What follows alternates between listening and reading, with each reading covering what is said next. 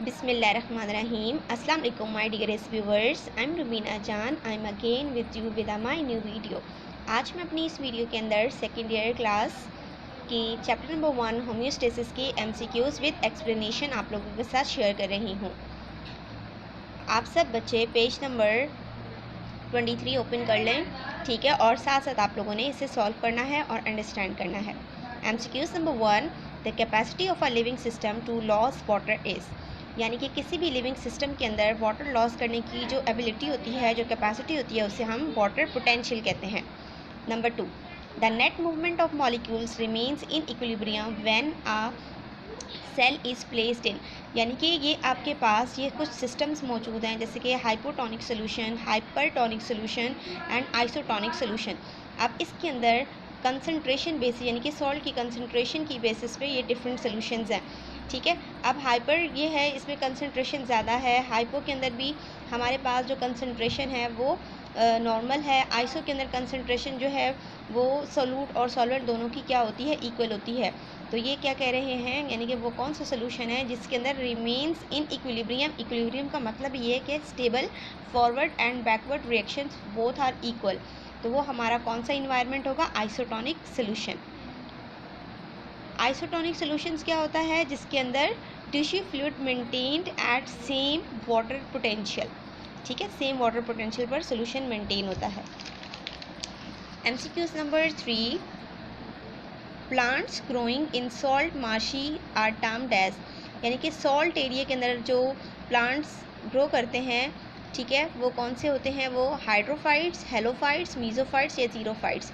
अब hydro means water, यानी कि वाटर के अंदर जो ग्रो करते हैं, ये ऑप्शन नहीं होगा। सॉल्ट का पूछा है, हेलोफाइट्स, हेलोजेंस से निकला है वर्ड, ठीक है, हेलोजेंस मीन्स सॉल्ट प्रोड्यूसर्स, तो हेलोफाइट्स जो है हमारे पास सॉल्ट मार्शी एरियाज के अंदर प्लांट्स होते हैं।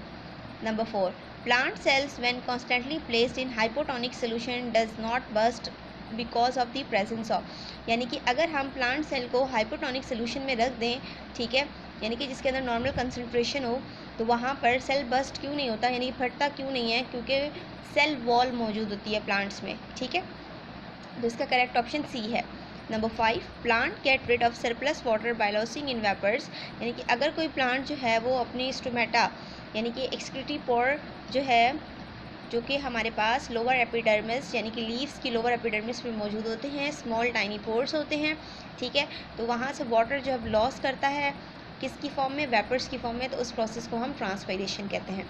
Number 6, enzymes are protected at a high temperature by, यानी कि प्लांट्स, वैसे कहा जाता है कि एंजाइम्स जो हैं वो हाई टेम्परेचर पर डी नेचर हो जाते हैं, यानी कि वो अपना फंक्शन करना छोड़ देते हैं, ठीक है, डिस्टर्ब हो जाते हैं।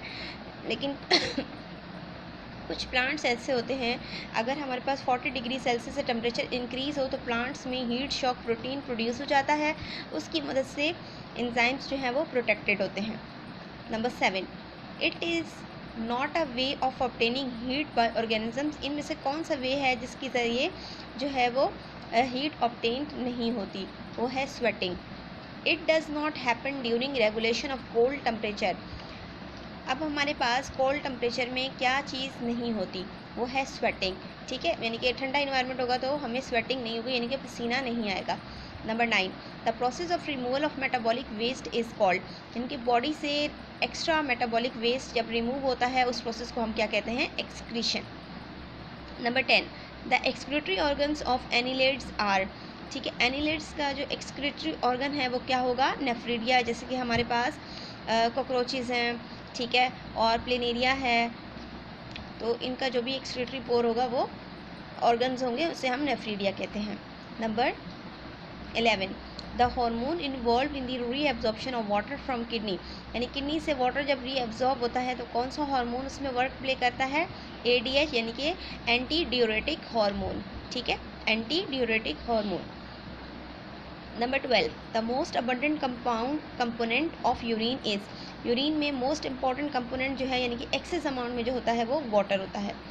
Number 13, which of the following is called thermostat of the body, यानी कि बॉडी, हमारी बॉडी के अंदर एक थर्मोस्टैट होता है, ये थर्मोस्टैट्स मीन्स वो चीज़ जो कि टेम्परेचर को मेंटेन करती है, ठीक है, यानी कि अगर सर्दी है तो सर्दी फील हो, गर्मी है तो गर्मी फील हो, ठीक है। जैसे कि हम वार्म ब्लडेड एनिमल्स हैं, ठीक है। वार्म ब्लडेड एनिमल्स में अगर हम सर्दी होगी तो हमें ठंड ही फील होगी, गर्मी होगी तो गर्मी ही फील होगी। तो वो है हाइपोथैलेमस, ये हार्मोन है जो कि ब्रेन में मौजूद होता है, जिसे हम जो हमारी बॉडी का थर्मोस्टेट है। Number 14, mammals lacking sweat glands promote heat loss through.